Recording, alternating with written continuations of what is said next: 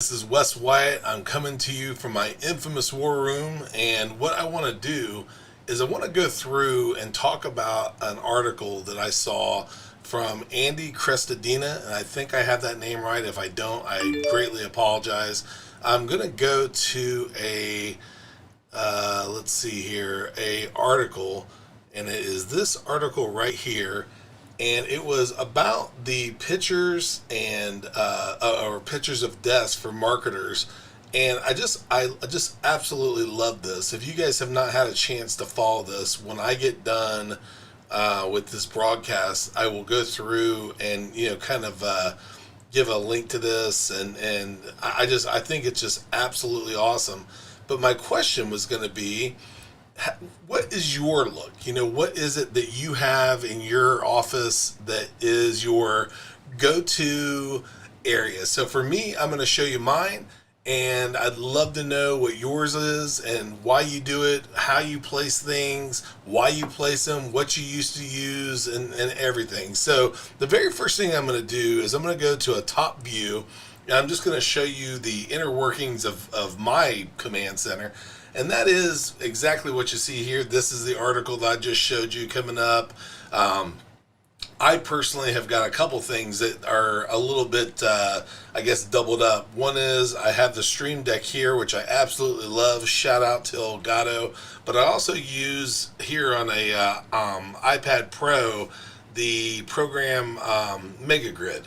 And the reason I like this one is it allows me to have a kind of intuitive screen that will go to whatever it is that I'm on. So if I'm on, as an example, the eCam screen, so I'm just going to switch over for just 1 second and show you something. If I click onto Google Chrome, which is this article that I have over here, you'll notice that this screen went blank. And if I go down, let me see here, I'm going to do let's see, a top view here that maybe might help you a little bit better. So you can see this right here, and right here it says eCam. But if I click on my monitor over here, which has Google Chrome, you'll notice that this disappears, and right here it says Google Chrome. So what I mean by intuitive is it knows where I'm at. So if I were to click over to Adobe Photoshop, for example, it would go through and it would know exactly where I was. So with that said, I'm going to flip back over here and show you. See, now now that I'm back on eCam, this is back on here. So I'm going to give you the I guess the top view again. And what I meant by I have a couple things is, again, the Stream Deck and the Mega Grid are both very similar in what they do. And then of course over here I've got a Rodecaster Pro. That's what I'm using for my sound. And then what I used to use in yet another, like I said, duality, was I'll hold that up. It's a Zoom H6. So this is good for going out on, I guess, what you would consider like a handheld, mobile device, because it does run on batteries as well, and you can easily hook like either a lavalier mic, which is what I have hooked to it right now, or you can also do, and I guess I could probably put this on this view so you can see it a little better. This is something that you can go out and, like I said, right now I have this little lavalier mic hooked to it, and I could go through and do a like an interview with somebody. But I like the Rodecaster for the sound just a little bit better for the podcasting and just overall recording. But as you can see, I've got the two lights that are kind of going off of the side to create the lack of shadows, and then of course I've got the ring light in the middle. This is a Canon M50 DSLR camera, and then of course I've got a trackpad over here, wireless keyboard here, wireless mouse. This is a Mac Mini with the M1 chip, and I think that is about it so far as the kind of nuts and bolts of my particular setup.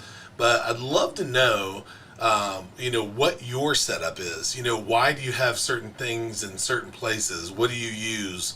What are the things that you have found to be the absolute best, way to, kind of make the process as easy as absolutely possible, and just kind of go over that and let me know where it is that that you put stuff and how you do it and why you do it. I'll show you something kind of funny that will make you laugh, and that is they make a cover for the Rodecaster. This is a top of a casserole bowl or a casserole pan, and what that does is it fits exactly. I mean, exactly. I can't move this around on top of this Rodecaster, and that pan was probably $10. So just little hacks like that you have would be just absolutely greatly appreciated, because I think that knowing the things that people do and the reasons that they do it is just something that makes us better and better as broadcasters. But I do want to show you one other thing and just ask a question of some people, and that is back here, this is not a green screen. This is or I should say, this is not a brick wall. This is actually a green screen. If I take the green screen off of this like that, you can see that it's actually a green screen behind me. And my question to you is, and you can't see it from the other side, but it goes from probably I'd say maybe 3 foot on either side of me if you're facing on the front. So if I go to my Canon view and I were to turn off the green screen, then this green screen goes like I said, about 3 feet on either side. So my wife had come down and she asked me why I don't have the green screen going all the way around. So especially in that particular corner, if the green screen went all the way around and all the way down to the floor, when I was doing this particular angle, as opposed to seeing this, which looks like a brick wall that is lined up with black tape or whatever it is that's back there, you would actually see a continuous backdrop. So I mean, I can actually change that to whatever it is that fits me. So as an example, there could be a beach back there, and so but it would go all the way around me, as opposed to just stopping right there at the where I had the green screen tacked up, and they do make them that are going to be big enough to go all the way around.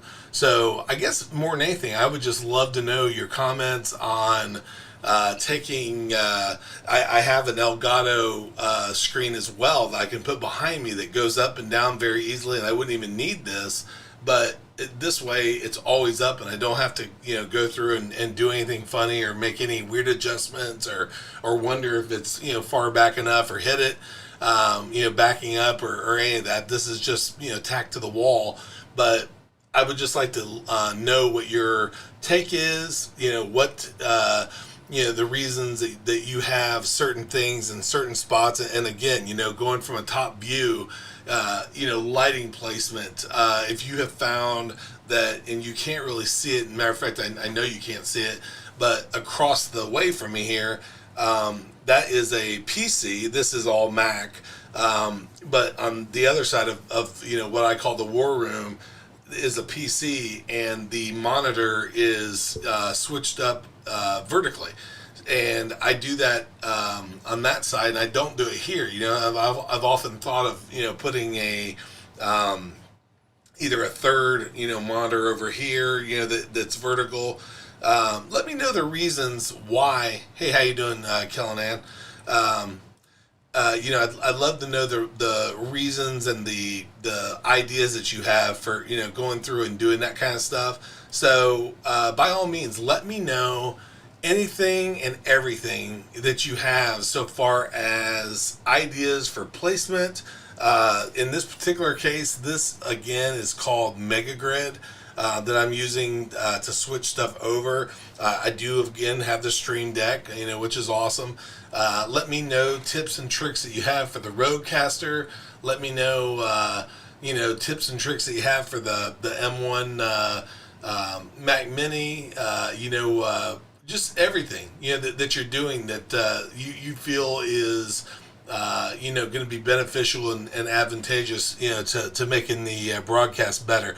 I know that the ums and ands and different things that I say so far as from a speaking standpoint that would make the stuff better by all means. And of course, you're catching me on a Saturday in a ratty t-shirt and my beard's cuckoo. But in all honesty, that's me. So again, let me know what you're doing to go through and make things better. This is actually my first LinkedIn Live. It was a very kind of unscheduled thing, but I just kind of wanted to see if it would work. Had a little bit of a question, right off the top.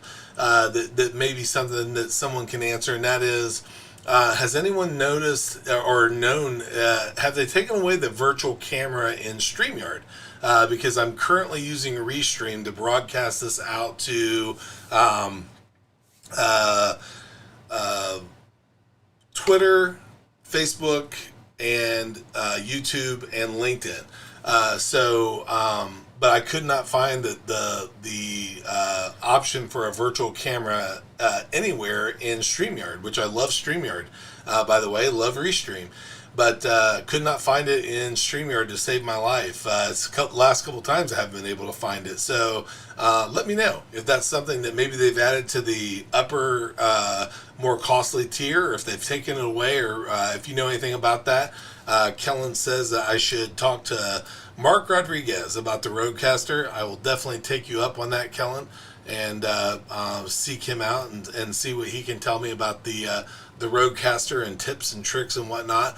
But anyway, guys, that's all I got for you right now. I just wanted to just kind of ask you what and why you do things, and what makes your war room and your control center tick.